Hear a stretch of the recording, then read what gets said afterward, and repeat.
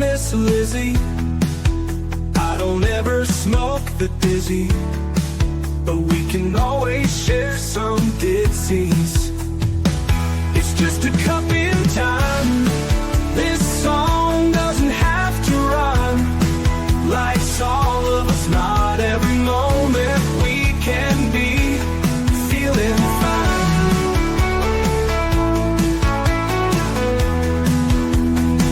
I wanna share a moment, just a second if you will, maybe even a cup of thrill.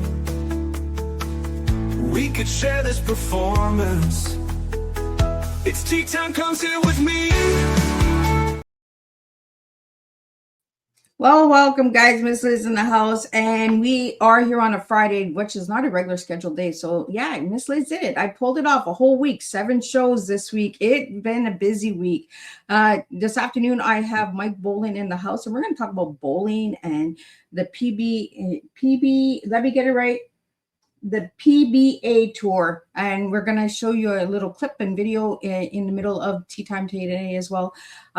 For all those people out there that are just tuning into Miss Liz for the first time, give Miss Liz's YouTube channel and all the platforms like, follow, and subscribe: Facebook, LinkedIn, TikTok, Instagram, Lemonade, Clapper, all those good ones that you guys know. If I haven't mentioned any, Miss Liz is on all of those platforms as well. Give those a like, follow, and subscribe, and get these tea times out there because they do make a difference for the guests and for somebody who resonates with the topics. Also jump over to the podcast apps: Podbean, iHeartRadio, Listen Notes, and Spotify, and all the ones I haven't mentioned, Miss Liz on those ones too.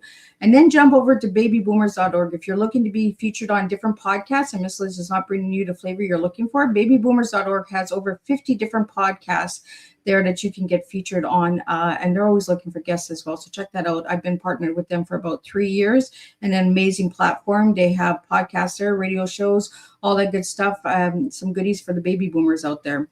So let's get started with disclaimer and then a beautiful intro, and then we're going to get Mike in here and we're going to spill his tea, and his tea is empowerment, confidence, and possibilities. That is the tea we are serving in the house today for Tea Time.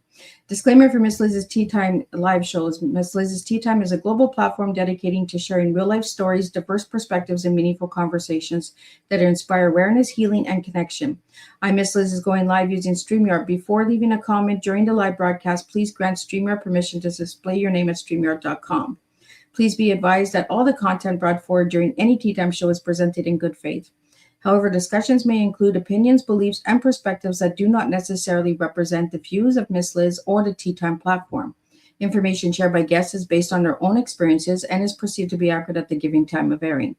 All guests, viewers, and participants are responsible for using their own good judgment when considering any action that relate to these discussions. Some episodes may cover sensitive topics, including but not limited to trauma, abuse, grief, mental health, and other emotionally triggering subjects. Listeners' and viewers' discretion is strongly advised. Tea Time with Miss Liz is an open discussion forum designed to offer insight, inspire awareness, and create connection. It is not a substitute for professional, medical, legal, or therapeutical advice. If you require professional support, please seek assistance from qualified professionals or trusted resources in your area. If you have any questions regarding this disclaimer or the content of the discussion, you are welcome to contact me, aka Miss Liz, directly at bookingmissliz@gmail.com or visit my link tree at Miss Liz's Tea Time. By choosing to participate in, comment on, or view these live shows, you acknowledge and accept this disclaimer. Your participation is entirely voluntary. I, Miss Liz, welcomes you to join the conversation with an open heart, and if at any time you feel this platform is not right for you, I respect your wishes and decision and welcome you back whenever you are ready. Tea Time with Miss Liz is serving truth and awareness one cup at a time. Well, welcome to Tea Time with Miss Liz, where every story reminds us that success is not simply about reaching the destination, but about the resilience, determination, and lesson we gather along the way. Today's guest brings passion, perseverance, and a lifelong commitment to excellence, both on and off the bowling lanes. Please join me in welcoming Mike Bolland, professional bowler, coach, author, and motivational speaker, whose journey has been shaped by dedication, discipline, and an unwavering belief in continuous growth. Mike has spent years inspiring others through his achievements in bowling and his willingness to share the lessons he learned about focus, perseverance, leadership, and overcoming challenges. His story reminds us that every setback is an opportunity to improve, and every experience can become a stepping stone towards something greater. Today's tea time will explore the mindset behind success, building resilience through challenges, leadership, discipline, and personal growth, lessons learned through sports and life, inspiring others through perseverance. Mike reminds us that champions are not made by avoiding failure, they are made by learning from it, adapting, and continuing to move forward. So grab your cup and join us for an inspiring conversation filled with determination, purpose, and real life tea, truth, experience, and awareness. So let me get Mike in here and spill some tea. Welcome, Mike. Thank you for having me. I appreciate it. It is an honor to have you here, Mike. So let's get to know who Mike is before we get into all of the other good stuff. So who was Mike as a little guy and who is Mike now? Well, as a little guy, I was born in Montclair, New Jersey, and boy, that was a little while ago, I guess. And we moved to Hazlitt, New Jersey when I was 2 years old. So I don't remember Montclair too much. It was great growing up in New Jersey, and I was out there until about 8 years old. And one of the interesting things is, I was born without a right hand. And back in New Jersey, we went to a place called Kessler Institute, and that's where I used to get my hooks. As a matter of fact, one of them's back. My original hook is back here. I don't know if I'm pointing to it. I don't have any fingers to point with anyway, so I don't know why I'm even trying to point. But it was great, and I really enjoyed it there. But one of the most interesting things, lucky things, I think, is when we moved to Arizona, because that's where I'm at now. We moved to Arizona when I was about 8 years old. And unbeknownst to us, there was a production company that was looking for a one-handed boy to be in a movie. And of course, there's not a lot of one-handed people, especially little boys at the time, I guess. And I got the part of Danny in The Trial of Billy Jack. And that was the third highest grossing film of 1974. So it was a little while ago, but it was a lot of fun. And it really kind of shaped me as a young person. And that experience was just so fun. And, I really enjoyed it. That's a little bit more luck than it is skill. And if you see my acting ability at the time, I didn't have any skill. So it was a lot of fun. And it's one of those things that, you're born a certain way, and sometimes it presents opportunities, other times it closes doors, but you have to decide which path you want to take, and, just kind of think through it and be positive through it. So who are you today, Mike? Well, today, a lot of things that shape me really to today's version of Mike Bolland happened in 2016. I was diagnosed with throat cancer, and I wasn't a smoker. So when the doctor said, "Mike, by the way, you have throat cancer. Are you a smoker?" I said, "No, but I'm willing to start." I'm kind of joking. Of course, I'm joking about that. It was one of those, kick in the head types of things. Honestly, it scared the heck out of me. There's just no other way to say it. But that changed me at that point. There's a couple things that going through that I wanted to do with my life, and I realized in talking to other people in the limb loss community now with some of the things I'm doing, setting the goals is extremely important. And I didn't really realize it at the time, but I just decided that I was going to set 2 goals for myself after I beat cancer. I mean, that, I was like, after this is going to happen. Number one, I was going to try stand-up comedy because I always wanted to try it. And I did that. And I did that for a little, probably 8 years here in the Southwest of the United States, and really enjoyed it. But another thing I wanted to do was try to make a comeback on the Pro Bowlers Tour. And this is something that I put aside. I didn't do that until now. I decided, you know what? There's something called the PBA 60, and I'm old enough to participate in the PBA 60. Let's go do it. So about a month and a half ago, I started practicing, because I don't bowl leagues. When I was done with the Pro Bowlers Tour, basically in 1992, on and off the tour for a while, I was done with bowling because I only wanted to be a pro bowler. So here I am 34 years later going, all right, let's give this another shot. And that's kind of what I am now, just more that whole thing shaping through what I went through with cancer. I decided to leave the great organization. I was with is it okay if I say the organization I was with? Oh, yes. Yes, absolutely. Yeah. I was with a company called Discount Tire, and I worked there for 30 years. I started in the stores, changing tires like most of the people. And then I re-educated myself, started building the website. So I ran the e-business department, the digital marketing, and the customer experience at different parts of my corporate career.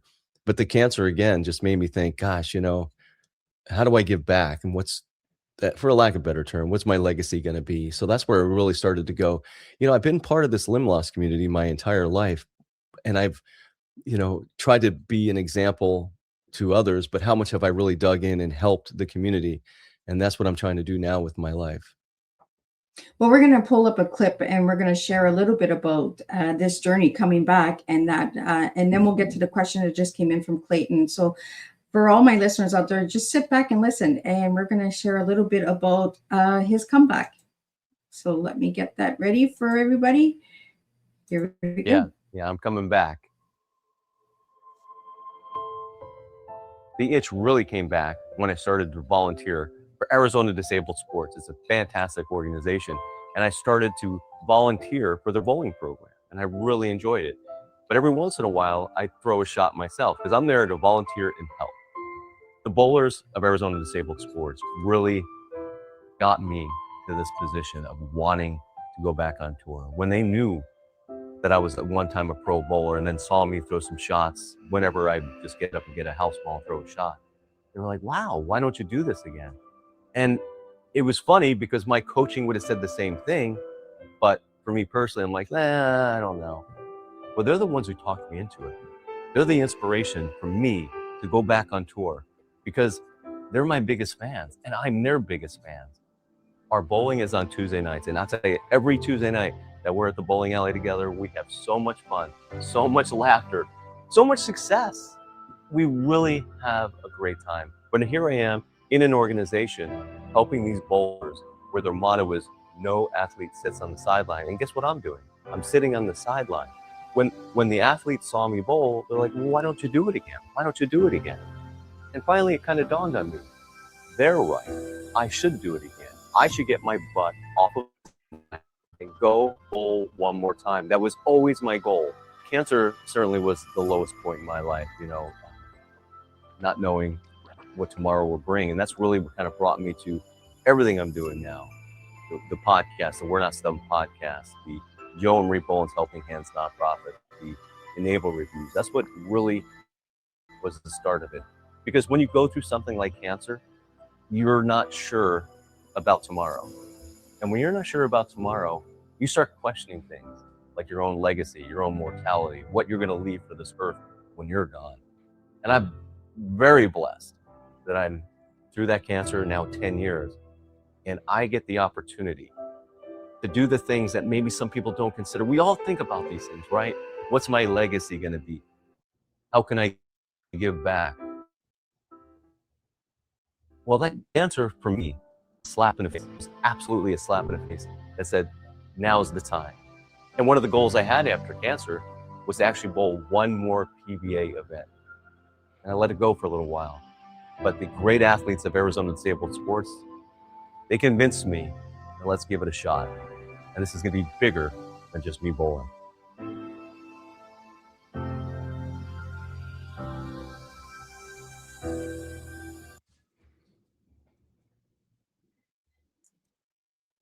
Well, that video in itself was really inspiring and motivating for the listeners out there. We had a bunch of questions that came in during that time of the video playing.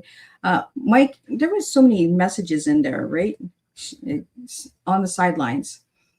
We're so fast to help others, but then we put ourselves on the side, right? And then people have to remind us to get off the sidelines and get in front of that lane as well, right? No pun intended, the bowling lane. Hey, I like the fun.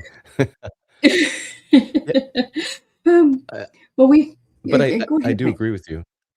Oh, I was just going to say, yeah, I agree with you. At times we're last on that list. And, when I went back, and how I started with Arizona Disabled Sports was I was at an amputee support group, and it was put on by Hanger Clinic, and the executive director came in and she's like, hey, we have this Arizona Disabled Sports. She was looking more for participants, but I was like, do you have a bowling program? Because I used to bowl a little bit. I'd be happy to help. And I've been helping for the last 4 years because of that. And boy, you meet just the best people. We literally have a blast on Tuesday nights. And yeah, but kind of your point, I guess I was the one sitting on the sideline because I didn't even realize it. It was one of my goals to make a comeback, and I just didn't do it.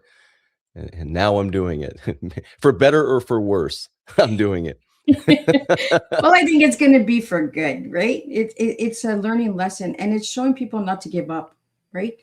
To get back Yeah. up there and try at any age.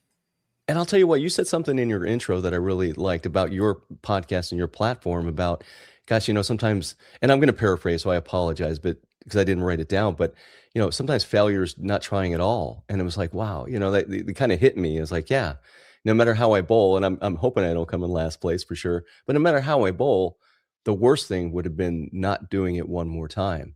Yeah. We got to get back on the horse sometimes. Yes. Well, we have a question here from Clayton. What motivated you to keep pursuing bowling at such a high level? I'll tell you, when I first started, I started at 13 years old, which is kind of like to turn pro in a sport is kind of late in life, if you know what I mean. I had a friend ask me to join a bowling league, and I joined a junior bowling league, and I just became so enamored with bowling. My mom would drop me off at the bowling alley, and I bowl all day, literally, because I was so determined. I loved the sport so much. And then once I started to get a little better, I mean, I started at 13. When I was 16, I won my first state title, which was, was kind of fun. And I was just determined at that point to be the first person with limb loss, and in my case, missing his hand, to turn pro and bowl on the Professional Bowlers Tour. That was always the motivation. And once I did it, and I wanted to stay out there, of course, but life has its way of changing plans, and I don't look at it as a bad thing. I spent, I was on and off the tour for probably about 5 years, roughly, from my amateur days, even bowling on tour as an amateur, to when I decided to leave the tour and work at Discount Tire. The motivation for me, though, especially younger in life, was to try to be that first person to break that barrier and be the first person with limb loss to bowl on the Professional Bowlers Tour. And not only did I bowl on it, I cashed on national tour. My highest finish is second in a regional tour. So, again, you look back and you go, okay, maybe it wasn't the career that I would have wanted necessarily, but it wasn't a failure. I think it's cool. Like, I like bowling, and I think it's cool. I think it's a good venting sport. Yeah. Yeah. Release, you can definitely vent at times. And here's the thing, I'm right-handed. I don't even have a right hand. Okay, I'm just joking on that one, but hopefully Clayton liked that one. Well, we have a question here from Discovery Connecticut. Mike, your positive attitude is contagious. How did you develop such a resilient mindset growing up? That is such a great question, and for me, an easy answer. That's my mom and dad, Joe and Marie Bolland. I can start breaking. I can get a little. It's they're okay. no longer. Teatime is a raw show. Yeah, I don't mind. They're no longer with us. My mom, as I point to that prosthetic back there, we're talking the mid 60s when I was born. She didn't know I was going to have one hand. Suddenly they have a kid with one hand, and but their mindset was, it doesn't matter. It doesn't. He's just going to be like our other, as it turns out, other two kids. And the reason why I pointed to that prosthetic, because without YouTube, without Google, without being able to research these things, she taught a child before he was 2 years old to use that prosthetic. I was in a newspaper article, which I still have, before I was 2 years old. And the reason why I was in there wasn't because of me. I wasn't some boy genius who figured out how to use that hook. It was because my mother taught me how to use that. She probably had never even seen a person with one hand. And here she is teaching. Just the leadership of my parents cannot be undervalued. I'm the byproduct of their great leadership, and I'm very lucky that I had that, because I've met others who haven't had that, and it makes a big difference. It made a huge difference in my life. I love that question. Well, sometimes mothers, we look at our children and we say, you know what, you're not missing anything. That's just your beauty mark. That's just, that extra special angel kiss is what I say. Angel kisses when there's a limb missing, or there's some form, or, my granddaughter was born with a cleft lip, and I say that the angel kissed her first. and forgot to take their lips off. That's why she was born with a clip. Great. So I say to my son, like, she's beautiful just the way she is, but she's had surgery and it's been closed now. But we look at children in a different light than the public looks at our children, so thanks to moms out there. Absolutely. I have a interesting side note to that. I have two daughters, and my oldest daughter was born with 11 toes. So you talk about jealousy in the family. I'm like, wait, I don't even get 5 fingers and you get 11 toes. How does this work? But I remember the doctors asking my wife and I, do you want us to remove it? We can do it right now. And it was like, no, that's her. And if she wants to make that decision when she gets older, that's certainly up to her. But it wasn't something that we were willing to do. And she's never struggled with it. She actually likes it. Yeah. So it's kind of neat. Well, it's the extra special part, right? Yes.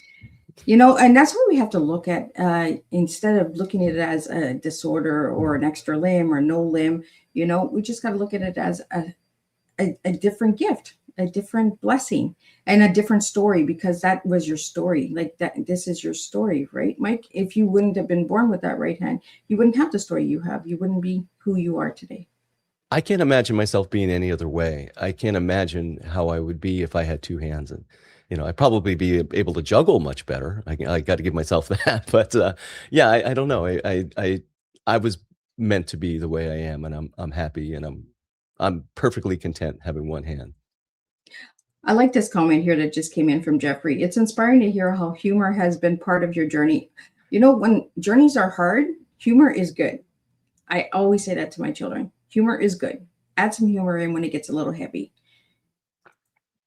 I agree. And the self-deprecating part really helps bring people in instead of, creating walls. And I remember, and I'm just like anyone else, I was bullied in school and things like that, but my parents gave me that Teflon to deflect it and the tools to be able to navigate that.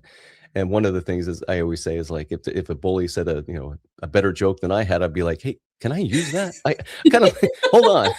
Do I have to give you credit for this one? That's actually funny. And it just kind of brings people in. Absolutely. Well, we have a question here from Russ, and it is, what chapter of your life has taught you your biggest lesson? I would have to say it's the cancer, and I have a story on that one I'd like to share. The thing about growing up with 1 hand, whether I was 3, 5, 10, 15, 61 now, you walk into a place and people are going to stare, they're going to look, and I'm okay with it. Others like me are not okay with it. That's their own personal journey. For me, I'm okay with it. The night I was diagnosed with cancer, the day I was, go home, tell my family, obviously a very hard time and a lot of emotions.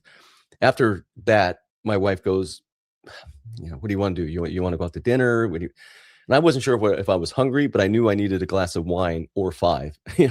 I knew I needed something, 1 for each finger, 1 glass of wine for each finger. So we go into this place right down the road from where we're at right now. And I walk in, of course, and they didn't have any tables, but they had a place at the bar. So I go and walk in. And again, you have a sixth sense about how people looking at you because you're a little different. Again, doesn't bother me at all. But as I was walking down and I went to go sit down at the bar, it was the first time in my life, and this is I love this question, that I sat down and I looked back over the path I had just come in, and I realized it was the first time in my life that people were staring at me because in their minds there's something wrong with me, but it wasn't 1 hand. I had cancer, and no one could see that. So it was just like, wow, it really impacted me. I always say that I think I was a better person. I was a good person before, but it made me think of, as I was looking out at everyone that was sitting in the restaurant, we all have those personal stories about us. We don't know what other people are going through. I heard that. I actually wrote this down because I love your platform. Someone's on your podcast, and I wish I can give the credit to the person, but small acts make a big difference. I loved how that was said because it just reminded me of that day, and not knowing what other people are going through makes you treat people with a little bit more kindness and respect. And that was the most impactful thing that happened to me, 10 years ago. It'd be 10 years ago, September 9th, as a matter of fact. So it's coming up. And that's what I've gotten from a lot of people who have sat at this table is the impact their stories. You just don't know what someone is dealing with. You know, you see the titles, you see the labels, and everyone's like, oh, their life is so easy. They had to work just like the rest of us. They had their ups and downs. They had their own mental illness, their own abuse, their own trauma, their own recovery. You know, you just don't know the stories. And like you said, your right hand was missing, so people could see that. But the cancer, people can't see that. Yeah. And unless you share it, nobody knows it either. Yeah, Right. So, exactly. was there any cancer in the family besides yours? My Mike? mother had lung cancer, but it was probably due to her 60 years of smoking. You know, like I So said, she was a smoker. yeah, she really was a smoker. Yeah, so nothing else though, nothing like that, nothing like my cancer. It just happened, you know. I don't know. Again, I look at having one hand as kind of a blessing because it shaped my perspective, and certainly cancer changed and shaped my perspective of this part of my life. Well, we have a question here from Dixon Rose, and it's what helped you stay mentally strong during that chapter of your life? I really think it was the goals. And I'll say this. There are times where I was crying in the shower because I didn't want anyone else to see me crying. So it wasn't as easy. You know, I had struggles during that time. There's just no question about it. My surgery was 9 hours. They took out, I think, 45 lymph nodes and part of my salivary gland. And I'm kind of lucky that my voice is still here, and others may disagree with that. It's like, Mike, shut up. But so I'm kind of lucky on that. But there was the tough times, but really the goals kept me going. You know, I never did try stand-up comedy. I always wanted to try it. So I did it. And of course, you know, the bowling, which is very recent. I haven't even done it yet. So that's a week from today, actually. I will be bowling my first event in many, many years. So to me, it was the goals that got me through, and other people that I now talk to within the disabled and limb loss community kind of cite that as well. When you're going through those little bumps in the road, have a goal for beyond those bumps, and it'll help you get through it. You know, Mike, I love stories like yours because it shows people there's no age limit. There's no stigma on cancer or on, you know, mental illness or abuse, anything, right? There's no stigma on it. Like everybody could be affected from it. Yeah. And my listeners out there, we don't even know if some of the listeners today that are listening to your story are dealing with cancer in that. But we have a question here from Mario that I want to reach out to you. And I'm curious what advice you would give someone who's currently struggling to see hope in their own situation. Yeah, that's a great question. That, you know, at times I'm wondering if I'm the right person, but I can tell you what I did. And you just have to have that inner belief. And it's tough, you know, it's tough sometimes because like I got discriminated against with jobs and things like that. To just be perfectly frank, you know, I walk in for a job interview and they see you have one hand. It's like, you know, depending on what it is, you know. So sometimes it is tough, but I look at it as the inner belief. And I just try to say, okay, here's a perfect example. Like if I'm working on a car, it might take me a little longer to do something because I have one hand and I can't hold a wrench on both hands. But vice grips make a great right hand, for me at least. But there's some things in life that are going to be very difficult, even for me, or me included is probably a better way to say it. But just because it takes me longer to do it, doesn't mean I don't want to do it. And I don't want the satisfaction of the accomplishment of getting it done. The hardest thing sometimes is looking up that mountain and going, God, I don't know whether I can climb this mountain or not. But if you take it one step at a time, you'd be surprised how far up that mountain you can get. And once you get to where you need to be, you can look down and go, gosh, I can't believe I did this. You know, I'll be honest too, when it comes to my bowling and coming back, when I first started throwing the ball, I'm like, what am I doing? You know, this is crazy. But now that I look back and where I'm throwing the ball now, it's it's one step at a time. I think sometimes we like to think of things in chunks, like, hey, here's what I'm going to do, and it's going to be this big. But if you dice it up at one step at a time, I think anyone can reach what they're looking to do. Hope that makes sense. I like that. Dice it up. It's like a perfect fruit salad, right? Dice it up. Don't get me near a knife, because I had a problem once. I don't want to talk about it. We have a comment here and a question. Your story reminds us that success isn't about having perfect circumstances. It's about making the most of what we have. I want to ask you about, what does have a stump and a smile mean to you personally, Mike? Yeah, it's something I've been doing forever. I've always put a little smiley face on my stump, and I just thought of it, a few years ago, thinking, what a better way to say it. It's like, because most people probably think if you have a stump, you're probably not going to smile, but you could have a stump and you can have a smile, and you can make people laugh, and you could, like, kids coming up and they don't know how to approach me. If I put a little smiley face on it and kind of move it around, they smile, they laugh, and it brings them in. That's what it's all about. Of course, I don't tell Coca-Cola this, but obviously it has something to do with have a Coke and a smile, right? But so they can sue me, but that's fine. But have a stump and a smile. You know what? Everybody's after Miss Liz. Like yesterday was Jelly Roll. We were going after Jelly Rolls. You just never know who's going to be coming at Miss Liz. I love it. Yeah. But that's kind of what it's about. Just smile. Yeah, absolutely. And I love your positive attitude. Being a little guy. And your siblings, how are your siblings towards you? Again, I'll have to give it up to my parents. There was no, oh, he's got one hand, he can't do it. It never occurred to them. Like, my sister tells the story now. She was probably in 6th or 7th grade, honestly, where someone went up to her and she's like, man, I can't believe your brother has one hand. And she's like, he does?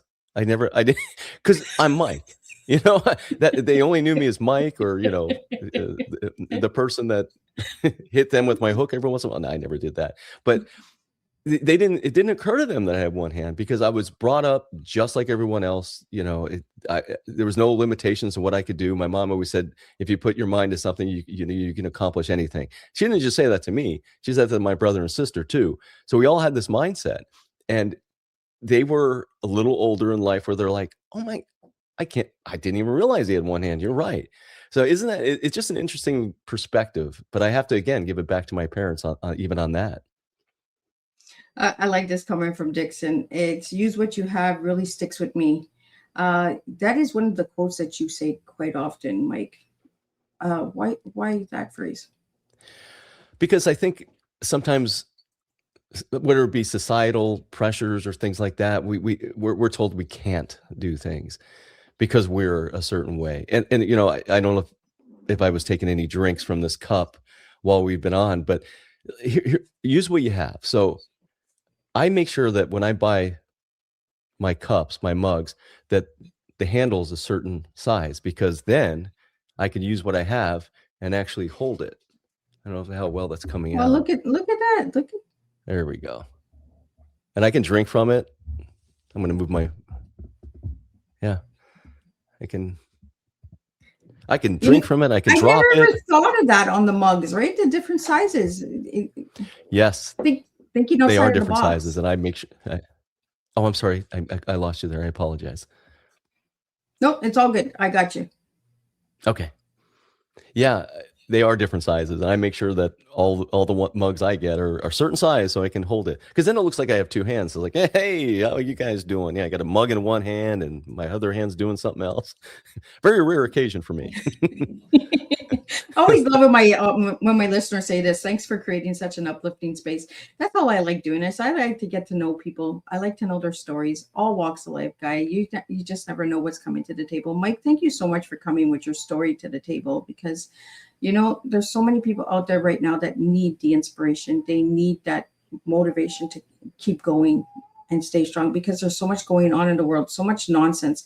Me and my neighbor were just talking about that this morning. Like, there's so much nonsense out in the world. We just need uplifting. We need motivation and to get ahead in life as well. Well, thank you. Yeah, I'm trying my best, but really at the end of the day, I'm just living my life. Absolutely. We have a question here is what did professional bowling teach you about confidence and possibility? Yeah, you're going to fail more than you're going to succeed in anything, right? Whether it be pro bowling, maybe your work. But that's really what it taught me. It's like, yeah, here's a story I don't really share a lot, but it's a story that I still think about this every day. So 1980, I don't remember what year. It was either 86 or 88 because I bowled the Tucson Open as an amateur twice because I won both qualifiers. But let's say it's 88, like it really matters to the story. My parents came down because it's in Tucson. I'm in the Phoenix area, about an hour and a half away. They came down to Golden Pin Lanes to watch me bowl. And they didn't watch me bowl a lot for whatever reason, but this day they went down there. And I started out the block really slow. I shot like 180 something, 180 something. Then I kind of found my rhythm. I shot 227. I still remember this because this is how impactful it was for me. 227, 259 with the last 8 strikes in a row. Then I start out the last game of the block with the first 11. So a perfect game is 12 strikes in a row, and I bowled perfect games. But what happened that day was I had 19 in a row. I had my parents in the back, and I started going, "Gosh, this is so great! I shot 300 in front of my parents." Well, I didn't because I didn't have 12 in that game. I only had 11. But my mindset was, I can't believe I did this. This is fantastic. Well, it's like the old Yogi Berra thing. It isn't over till it's over. And I threw the absolute worst shot that still haunts me to this day. I let up on my speed. The ball overreacted, and I left what's called a Greek church, which is 5 pins. So I shot 295, 295 instead of 300. And since I was like the local boy with one hand, down there was a lot of people that started gathering around when I had the first 11 because they wanted to see the one-handed guy or just, the local boy shoot 300. There's nothing like a collective by about 200 to 300 people behind you when you mess up. I mean, there's nothing like it. I don't suggest it. I don't recommend it to anyone. It was terrible, but it taught me that, like Yogi Berra said, it isn't over till it's over. And to this day, I don't care what it is I'm doing. If I'm making a presentation, if I'm on your show, I try to give it everything I have because it's not over till it's over. I'm going to try to do my best on every shot. And hard lesson, but extremely important lesson for me. I was probably 21 at the time. I love that you brought Yogi Berra up because my little one, I called her Boo Boo.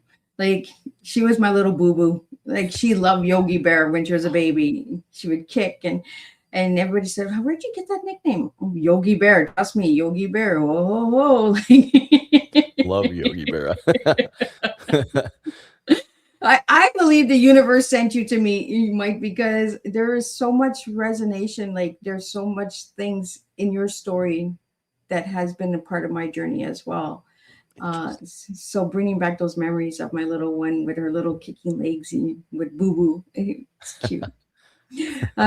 We have a question here from Bob, and it is, what's one daily habit that helps you stay motivated and focused? I work out.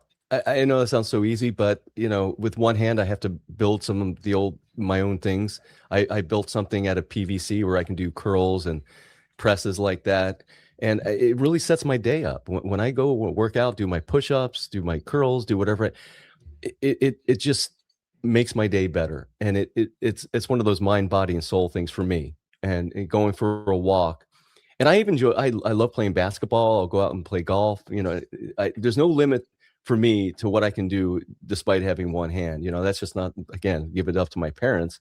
That's not the way I think. I may not be as good, I'm certainly not a pro basketball player or pro golfer, but it's something I enjoy. So I like to do what I enjoy, but I start the day out with what I can do. And I write down everything, how many reps I did.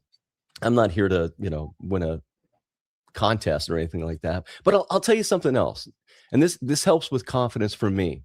One thing about growing up with one hand, this side just isn't as big as the left side. That's the reality of it. You can look at my arms and, so for the longest time when I was growing up, I'd look at myself and go, God, my left arm is so much bigger than my right arm. I don't like it. And it affects the chest and the shoulders. But once I started working out, the differences they're never going to be, it's never going to be the same, but I was able to get it to a place where it's like, wow, okay, it doesn't look that bad. And again, it's just one of those things that kind of, it's a personal story, but because I don't know if I've ever shared that particular story. See, you have you have great people listening, and you're a great host, so you're making me like say things that I wasn't. Everybody says this. How did you get that out of me? I've never said that before. Yes, I just sit back and let you spill. I don't even know if I've said that the PBA thing when I screwed up. I'll say it that way, when I messed up. But the working out really has helped me, and I think it helps with confidence too, because once I do my best. Again, I'm 61 years old, but I continue to move forward. I continue to work out. I continue to do whatever I can. And doesn't mean I'm going to be doing maybe the same amount of push-ups in 10 years that I'm doing now, but hopefully I'll still be able to do a few. I love that you talked about confidence, because that's part of your T. The T that you gave me was empowerment, confidence, and possibilities. So why'd you give me those 3 words for your T? Well, I think empowerment has to do, it's not just an internal thing, and I think it's an external thing, because we can give others empowerment. We can, like I said, when I'm bowling with Arizona Disabled Sports, actually I don't bowl, by the way. I'm just a volunteer, so I don't really throw any balls with them, any bowling balls with them. But we have fun, we laugh, and hopefully that's an empowerment for someone else. Hopefully they see that someone with one hand is actually not just a participant, but a volunteer. And they all do that too. That's how empowered they are. So empowerment is extremely, and then confidence. Yeah, they all kind of flow together. And I don't think, it can be internal, but I think it could be external too. It's what we can give the rest of the world, and, hopefully give people the belief that they can also do things, because it's not just an internal thing. I think it's as much external as anything else.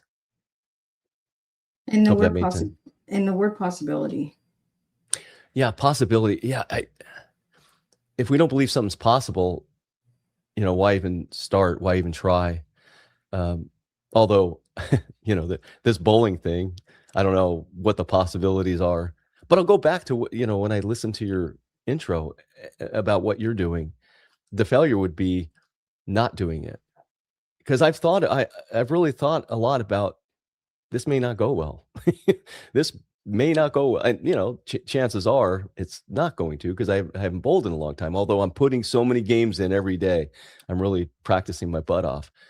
But if I didn't try it, that's the failure. Like, it's the possibility. It's possible I can win or bowl well. It wouldn't be possible if I didn't show up. Yeah. So I think, was it Wayne Gretzky said, you miss every shot you don't take, and I believe that. So you got to keep these possibilities open for yourself. You have to. And when I first started doing stand-up comedy, I'm going to be scared. I don't think scared is the right word. I'm going to go on stage in front of these people. What? And they may not laugh. There's a possibility they may not laugh, but there's also the possibility that they might laugh. And all my comedy, to be honest with you, is just about me having one hand. I make fun of two-handed people. I hope they don't get offended. No. Well, they have an extra limb, right? Yes. I was going to show you if I have it in here. Oh, I don't have it. I walk up on stage with a microphone cover on. Hey, is this on?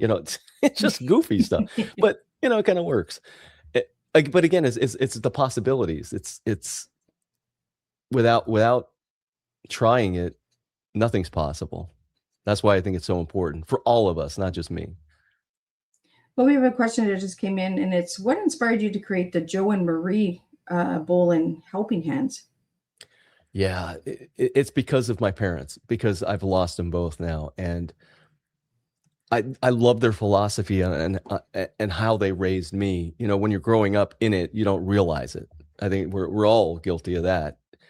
But as I look back and what the gifts they gave me and my brother and sister, I just thought that what better way to honor them than to name something after them and to help others within the limb loss community. We're small, but we're growing, and it's important that people understand. And as I explained earlier, my mom and dad didn't have YouTube or Google or anything like that to do this to do the research of like, what do I do with one hand? What's a prosthetic? I don't even know what a prosthetic is, right?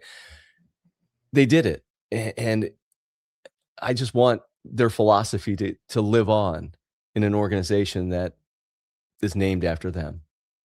And, they don't even know. They don't know. They do. They're watching. Yeah. We had Barbara on yesterday, and trust me, they know.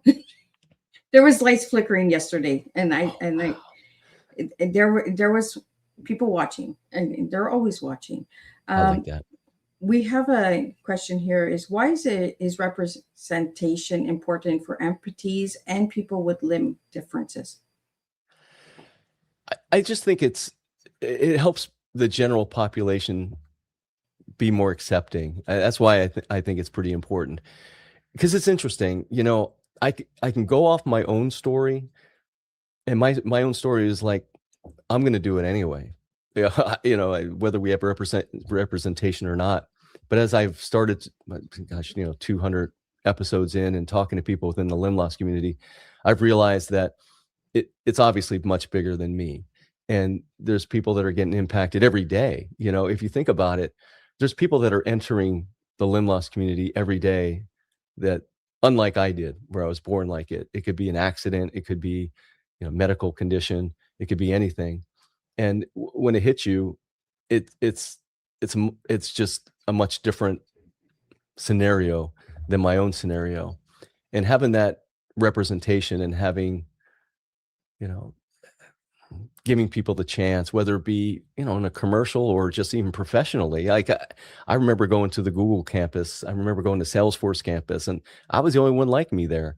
And it's just kind of an interesting thing. And you hope you can open up some doors and without having a right hand, the etiquette is, hey, everybody shakes the right hand. And every time, they put out their right hand, and then they'd apologize to me. It's like, you don't have to apologize. I mean, I'm perfectly aware how many hands I have. But again, I would always turn my hand over and just shake it that way. Oh, I'm sorry. No, I'm good. Don't worry about it. And that kind of representation builds bridges, I think, instead of like doing it the opposite way. In my case, being offended. And you're like, oh, you shouldn't do that. Yeah. I as corny as this sounds, and I think this might be from my parents, I look at every opportunity that someone stares at me, someone asks me a question, as a way that I could build a bridge for the next person. Because, again, other people, it's their journey, and they don't feel they have to explain to every person that comes up to them what happened to them. I can respect that. That's just not my personal journey. My personal journey is, I'll be happy to tell you, I was born like this. Ask me any question you like. I'm happy to answer, because I look at it more as a big picture thing. And again, it's probably my parents. I'd like to take credit for it, but I can't.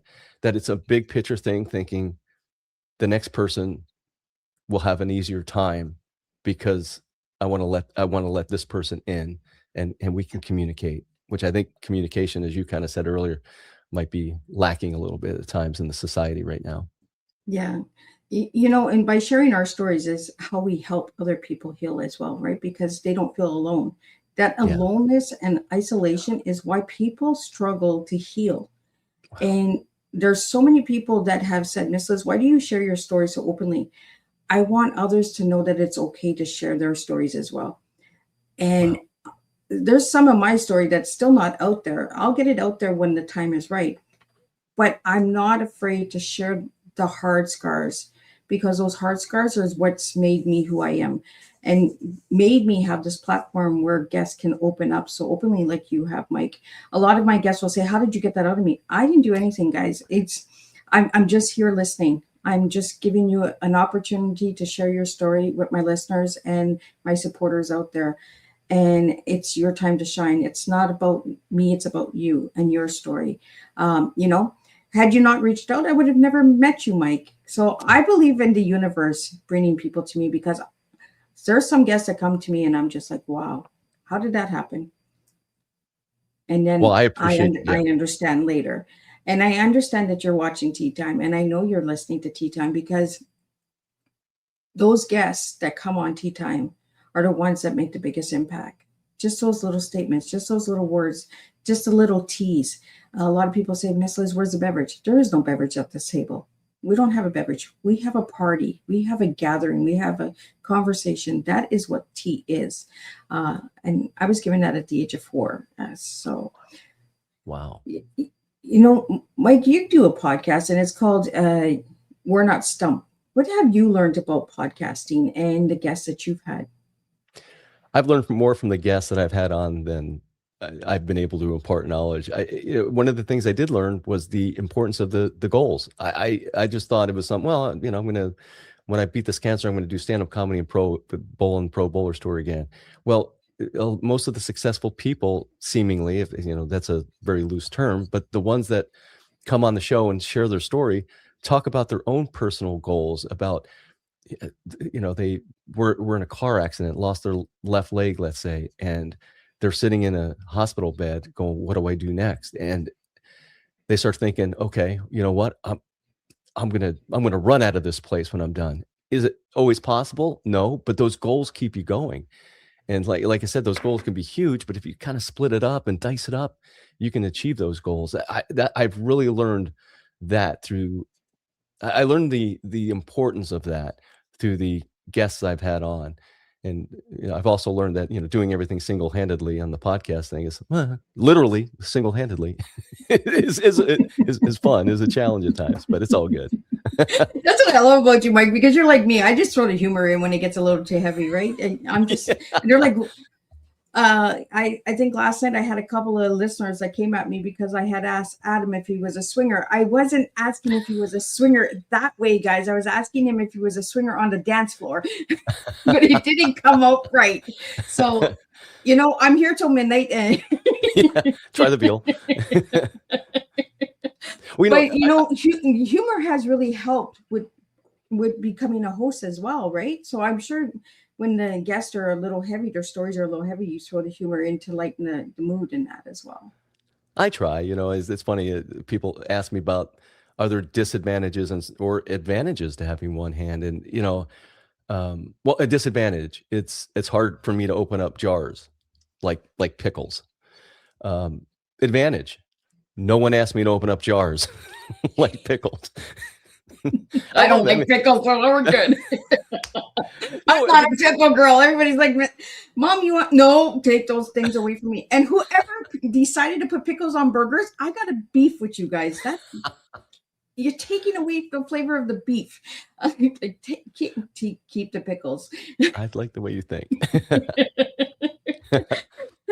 Well, we have some lightning bolt questions here for you, Mike. So just some quick answers Okay. on these ones. Bowling lane or comedy stage?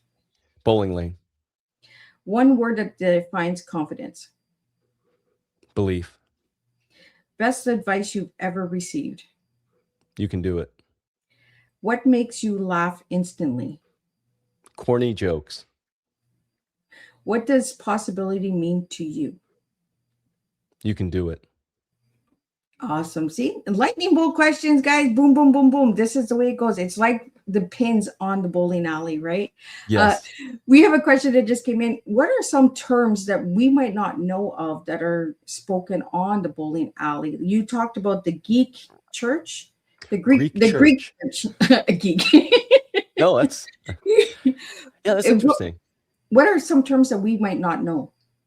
Well, I'll get really into the nitty gritty as far as the pro game. The Greek church is one, but you can leave that anywhere. But like coming over the top of the ball, like what does that mean? Coming over the top of the ball, and I think that's when you've been away from the game for as long as I have, you're wondering whether these terms are still relevant. But coming over the top of the ball is a term, and what it means is I'm spinning the ball with the axis kind of on the bottom instead of it being the axis of the spin being like towards the pins. Coming over the top of the ball, that's dropping your shoulder. It means you're dropping your shoulder. You're probably not coming through the ball correctly. What other kind of baby splits? because there's splits where like the 7-10, the ones on the different sides, and then a baby split is like a 4-5 where the pins are right next to each other. Yeah, baby split. It's like, wow, what does that mean? Yeah, it's just yeah, that's a great question because I've never really thought about like some of those terms that just come naturally to me. What am I doing? Or slow your feet down. So there's so many because I'm practicing so much that I'm having to. It's like drinking from a gallon jug right now or whatever, drinking from a water hose, that everything's kind of coming back to me. It's like, oh, okay. But it's interesting.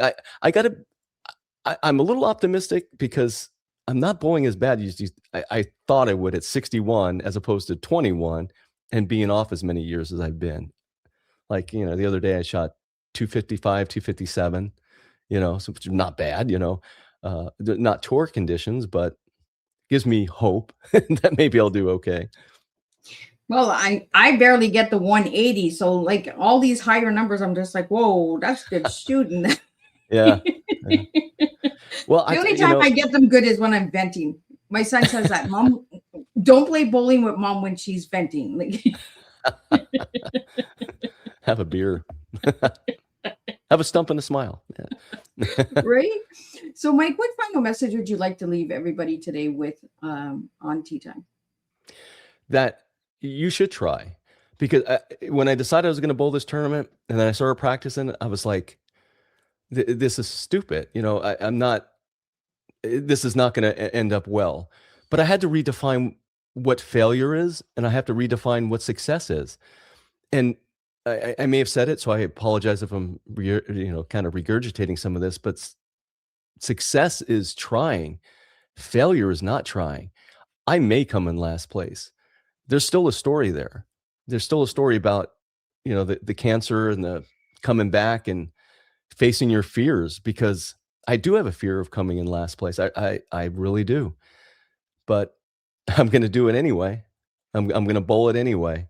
I had that fear of getting on the stage for the first time. And that was a great question, by the way, when you said bowling alley or stage. And I was like, I don't know whether I'd answer that the same again this time. But 30 seconds later, he changes his mind. I am already changing my mind. It's like, on the other hand, I'm stumped. It's like, there's no other hand. But anyway, but just do it. Just get up there. Just, do that thing that you always wanted to do in your life, because, tomorrows are not guaranteed for any of us. We got to do it. We got to get up there, get on that stage. And hey, I make a fool of yourself. Okay. But you tried it, and you're always going to feel better about yourself if you do it and you try it. And even if you fail, you're going to feel better than if you didn't try it at all. You got to get up there and you got to try. And Mike, if anybody wanted to reach out to you to have them on their podcast or to have you as a speaker or anything like that, where could they find you? Well, MikeBolland.com is more of my speaking website. We're Not Stumped.com is the podcast website that I do, again, all single-handedly. Oh, it's crazy. One hand job, right? Oh, yes, exactly. And guys, no, Miss Liz is not going down that route. I didn't think of that. I have listeners that go down those rabbit holes. Well,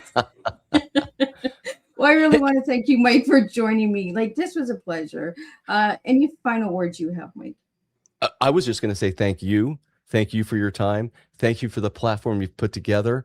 And having those questions, I thoroughly enjoyed it. Your listeners are fantastic. And I feel better by being on this podcast. Thank you so much. Well, thank you so much, Mike. It was a pleasure having you, and I enjoyed the humor 100%. Thank you, listeners and supporters, bringing your questions in. You guys, I never know where you guys are coming from. Thank you for tuning in. I could not do this without all of you guys. Like I say, it's Tea and Me is a team, and that's what we do on Teatime. I'm just going to do a quick recap of what today's Teatime was, and then I'll be back at 7 with Zoe Michaels, and we'll be talking about her book, Fractured Shadows, and music. That's where I'm going to surprise you guys with a little thing too as well tonight at 7. What a wonderful and motivating conversation today. Mike, thank you for bringing your experience, wisdom, and passion to the Teatime table. Your journey reminds us that success is built one step, one lesson, and one decision at a time. Today, we explored perseverance, leadership, discipline, personal growth, and the mindset required to continue striving for excellence both in sport and in everyday life. One of the strongest takeaways from today's conversation is this: success isn't always about throwing a perfect strike. It's about how you respond after every challenge life sends your way. Through your story, you've shown us that consistency, preparation, humility, and a willingness to keep learning are the qualities that build lasting success, both on the lanes and in life. As we close today's tea time, I leave everyone with this thought: how might your life change if your views every obstacle not as a roadblock, but as another opportunity to grow stronger? Because every frame in life offers us another chance to adjust, refocus, and to move forward. Thank you, Mike, for reminding us that resilience, determination, and character are the true measures of success. Until next time, keep aiming high, keep believing in yourself, and keep serving real life tea one conversation at a time. And today's takeaway is: champions are not defined by never missing the mark. They are defined by their willingness to keep showing up, keep learning, and keep moving forward with purpose. And I'll see everybody at 7 p.m. and we'll do it all over again.